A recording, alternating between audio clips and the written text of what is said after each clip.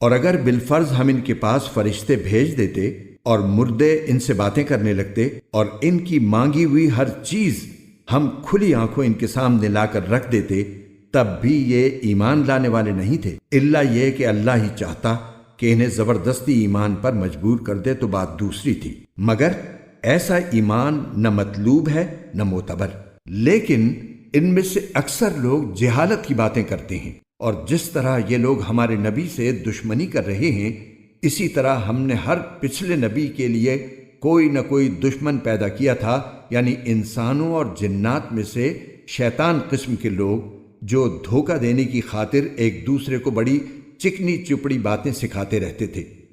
اور اگر اللہ چاہتا تو وہ ایسا نہ کر سکتے، لہٰذا ان کو اپنی افترا پردازیوں میں پڑا رہنے دو۔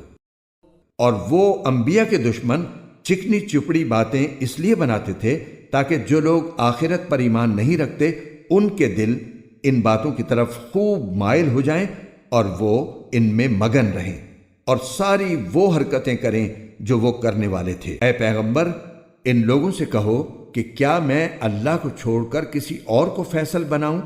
حالانکہ اسی نے تمہاری طرف یہ کتاب نازل کر کے بھیجی ہے جس میں سارے متنازع معاملات کی تفصیل موجود ہے۔